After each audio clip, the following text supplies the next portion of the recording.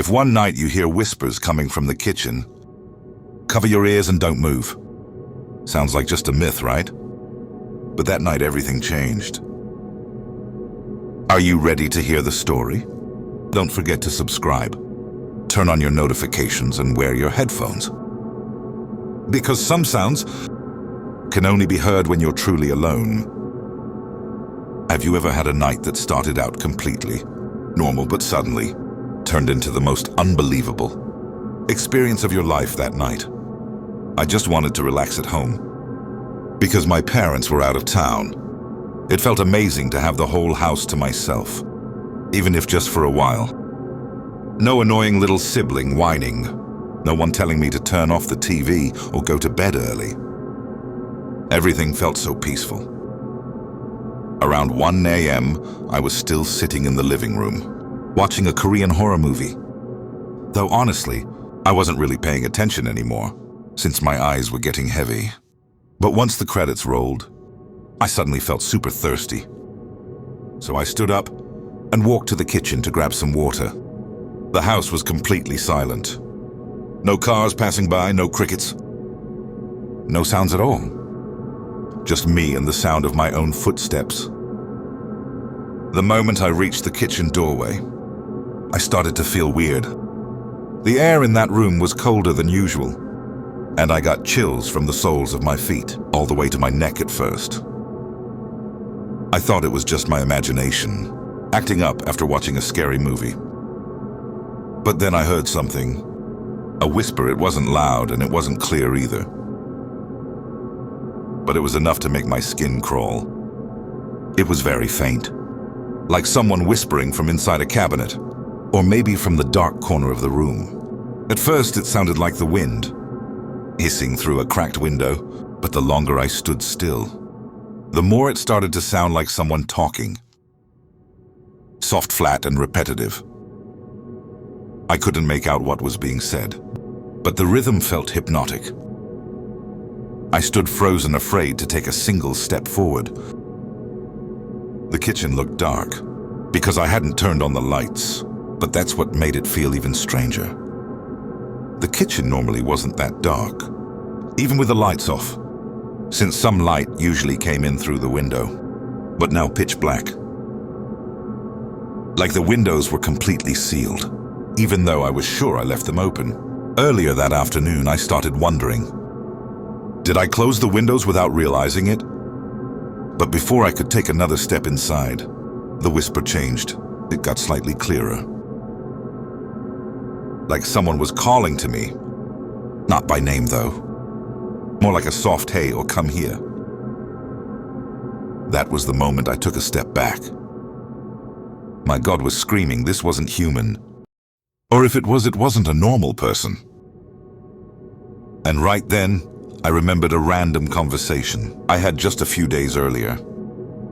My next-door neighbor had casually joked with me when we bumped into each other at the front gate. He said, "If one night you hear whispering from the kitchen, cover your ears and don't move."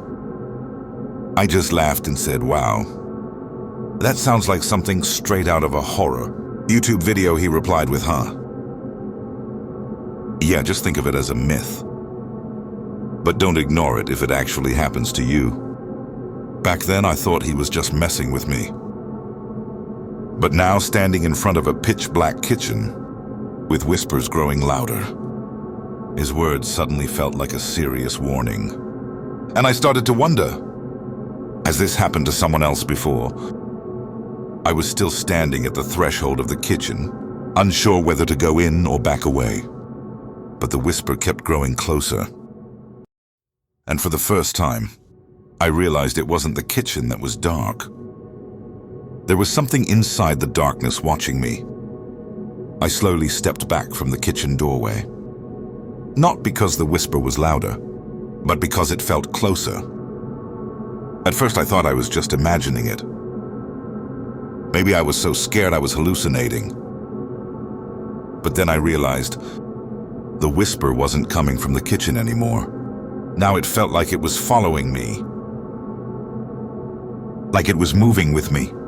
I stepped back a few more paces, and I could feel my whole body going cold. and hot at the same time. Imagine this. You know you're alone in the house. You don't see anyone, but there's a whisper. That sounds like it's right behind your ear. It felt like someone was standing so close. Their breath could touch my neck. Instinctively, I turned around. Nothing. No one there, but the whisper was still going. And weirdly, it sounded even clearer. I tried to convince myself it's just my imagination. Just the horror movie messing with my head. But right at that moment, the whisper spoke louder.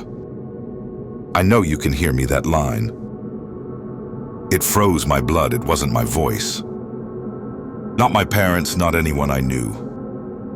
It was soft, deep, and somehow felt like it was being spoken right into my left ear. I dropped onto the couch and instinctively covered both ears with sofa cushions. But it didn't help. The voice didn't stop. It just got clearer and more threatening.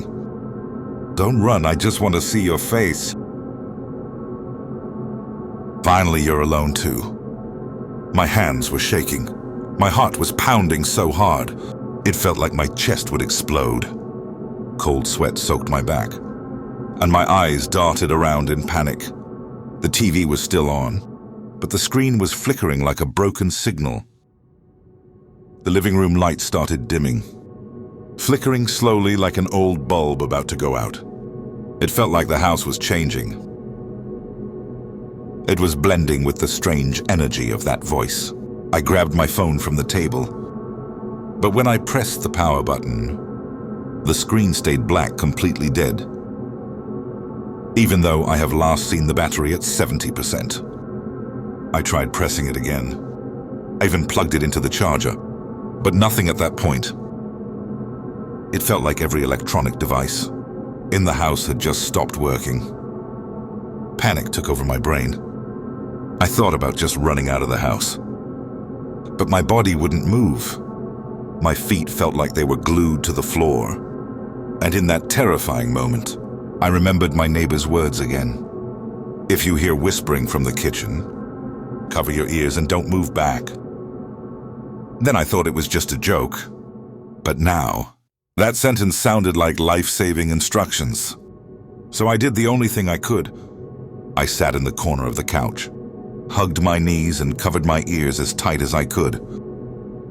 I closed my eyes and tried to breathe deeply, while whispering whatever prayers came to mind. I didn't even know what I was praying. I was just muttering anything my brain could come up with. Time felt like it slowed down. The whispering was still there, but it started to feel more distant. Sometimes it faded, then came back near my ear. But eventually it started pulling away, like something was keeping it from getting closer. I don't know how long I stayed in that position. Maybe 15 minutes, maybe 30.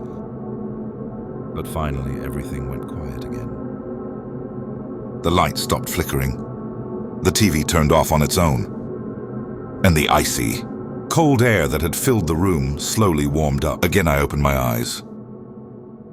It was dark but calm, no sound. No movement.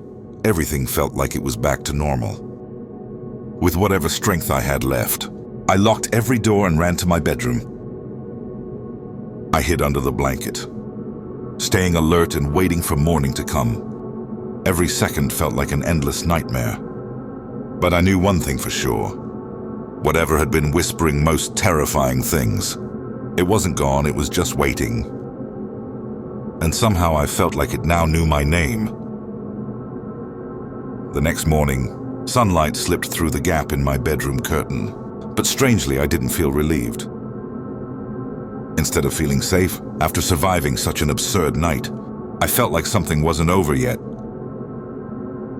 The night had been too vivid to dismiss. As just a nightmare, everything was too detailed.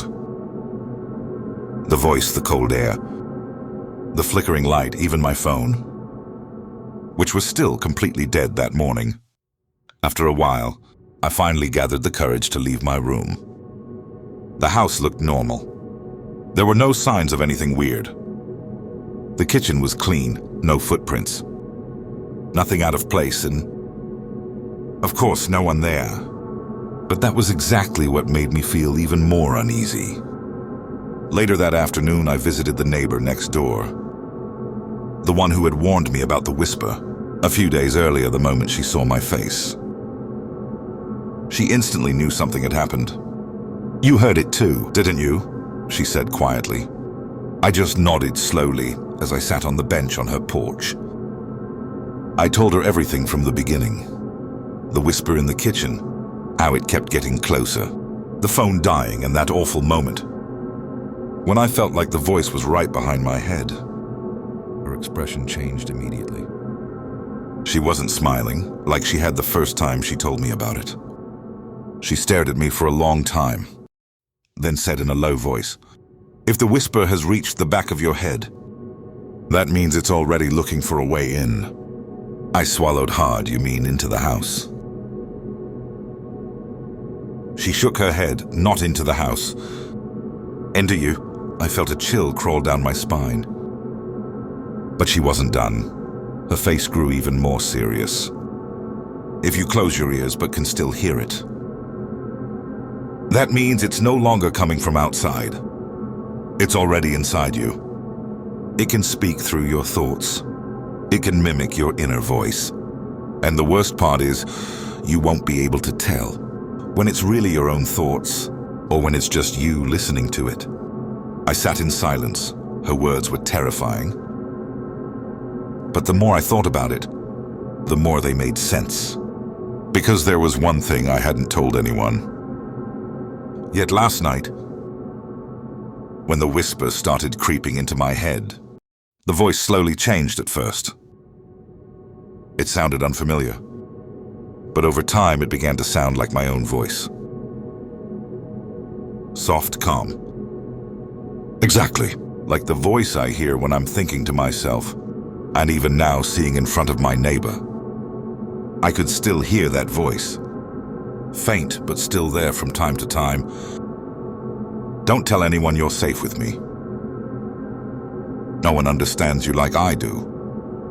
I couldn't tell anymore which thoughts were mine, and which were the ones it planted. My neighbor placed a hand on my shoulder and said, "If you've reached that point, you have to be strong. Don't let it take over." "Take over what?" I asked quietly. She looked at me for a long time, then replied softly, "Take over you. After that, you won't know if you're still yourself, or just a place for it to live." I walked home with my mind in chaos. Everything felt like an unfinished puzzle. But that night, just as I closed my eyes to sleep, the whisper returned. This time, it was crystal clear. No hesitation, no strange voice anymore.